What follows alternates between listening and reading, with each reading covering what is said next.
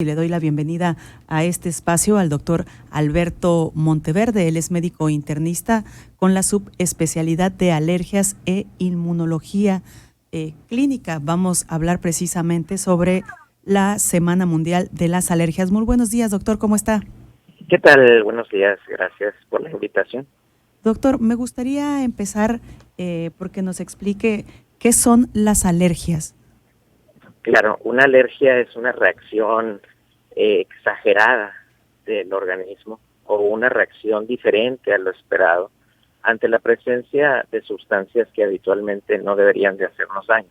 Es decir, el organismo puede reaccionar de forma adversa ante la presencia del polen de una planta, algún alimento, la caspa de algún animal, el polvo de la casa, que son sustancias con las que convivimos diariamente y que habitualmente no generan ningún daño a nuestro cuerpo. Bueno, en los pacientes alérgicos eso puede llegar a generar desde pequeñas molestias e inclusive hasta paros respiratorios, crisis de asma severa y llegar a terminar internados en urgencias y en casos muy raros afortunadamente, pero sí puede haber desenlaces fatales también.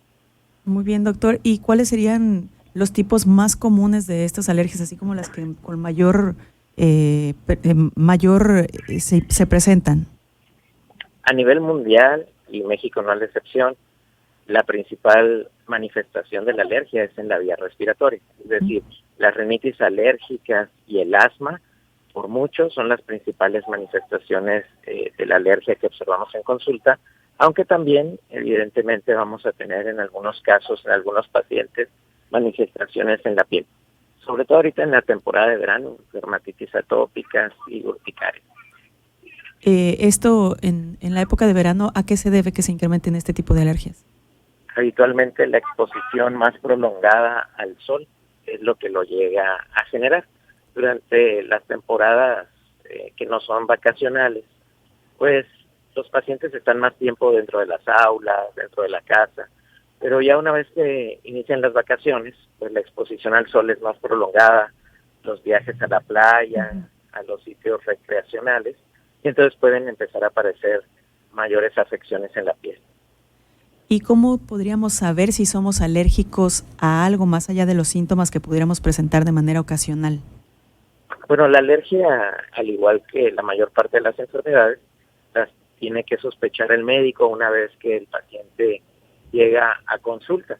Ya que el paciente pues le manifiesta alguno de estos síntomas, el médico tiene que tomar en consideración que si esto es crónico, es decir, se ha venido presentando en el tiempo de forma reiterada durante muchos meses y años, que aparece más en los cambios de estación y que inclusive la persona ya se lo refiere, que es una afección que ocurre a la exposición con algún alimento en específico, a la exposición con algún irritante primario, como pudiera ser el cloro, un perfume, el humo del tabaco o inclusive el sol, pues ya pudiéramos empezar a pensar que esta situación no es un problema de tipo infeccioso, sino de tipo alérgico. Y ya una vez que nos los envían, ¿verdad? Una vez que el paciente llega con el especialista de alergia e inmunología, la forma en que nosotros determinamos qué es lo que le está generando al paciente su reacción alérgica es mediante un estudio que se llama prueba cutánea. Nosotros colocamos algunas de las sustancias que sospechamos son las causantes de la enfermedad del paciente en el antebrazo o en la espalda y buscamos una reacción que es básicamente como una roncha, donde nosotros podemos determinar la presencia real de la reacción alérgica en el paciente y la intensidad de la misma. Doctor, no sé si lo dejamos de escuchar. Ya había Sí, ok, no, sí lo seguimos escuchando. Escuchamos de repente un silencio ahí muy claro el silencio. Dije que ya se nos perdió la llamada, pero no, doctor, yo quisiera saber si hay manera de prevenir las alergias. O sea, nosotros nos damos cuenta que somos alérgicos ya que estamos presentando los síntomas, pero ¿hay maneras de que podamos prevenir ser alérgicos a tal o cual cosa? Ok, la alergia es una situación genética, es Ajá. decir, el que es alérgico nace con esa predisposición. No hay forma de evitarlo más que si los papás, ¿verdad? Que si son alérgicos papá y mamá, pues deciden no casarse para evitar tener un niño alérgico, pero cuando hay el antecedente de reacciones alérgicas en la familia, es poco probable. Entonces no hay manera que eso se pueda evitar. Ajá. Y los tratamientos para las alergias, ya que uno pues detectó y ya que fue con el especialista, ¿qué es lo que sigue ya que se diagnostica algún tipo de alergia? Sí, una vez que ya tenemos el diagnóstico del proceso alérgico, lo que tenemos que hacer es darle al paciente algunos medicamentos que le van a ayudar a quitarle los síntomas que ya trae, pero sobre todo hay que darle un tratamiento curativo, algo que haga que esa alergia desaparezca, ¿verdad? Y en este caso estamos hablando de la vacuna para la alergia. Una vez que nosotros sabemos a qué es alérgico el paciente, se puede elaborar una vacuna que puede administrarse ya para el paciente y que de esta manera el paciente vaya desensibilizándose, es decir, vaya disminuyendo la reactividad que tiene ante la presencia de estos alergenos de forma paulatina hasta que eventualmente la alergia pueda desaparecer. Entonces es importante por eso la referencia con el especialista, ya que va a ser necesario hacerle la prueba cutánea y en base a lo que el paciente es alérgico, elaborarle su vacuna. Muy bien, doctor. ¿Y cómo está el impacto que tiene? ¿Hay alergias tan fuertes, digamos, que pudieran demeritar la calidad de vida de una persona? Sí, decíamos, hay alergias que pueden desencadenar un problema tan grave que pueda terminar en un desenlace fatal. Y estamos hablando básicamente de las crisis de asma, es decir, alguien con una alergia en el bronquio, que básicamente es el asma, pues la calidad de vida puede verse afectada en relación a que quizá no pueda hacer ejercicio porque se le va el aire, pero también pudiera ser que ni siquiera pudiera estar en reposo porque le estuviera faltando el aire de forma constante. De ahí que tenemos diferentes grados de asma. Hay asma leve, asma moderada y asma severa. Eso en relación solamente a la vía respiratoria, pero hay personas que tienen su proceso alérgico en la piel, que la comezón es tan intensa que no les permite dormir, que no acuden al trabajo por pena de qué es lo que van a decir sus compañeros, de que se está rascando todo el tiempo y que quizá tenga alguna enfermedad contagiosa.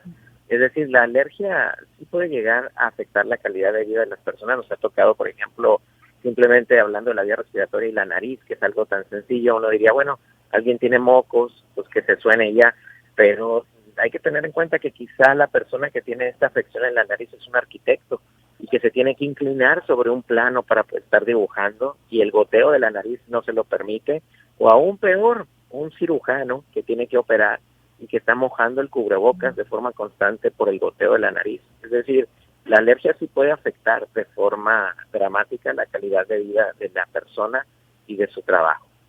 Doctor, y ya hablando de estadísticas, aquí en Hermosillo, ¿hay algún número que nos indique más o menos el porcentaje de la población que tiene alergias?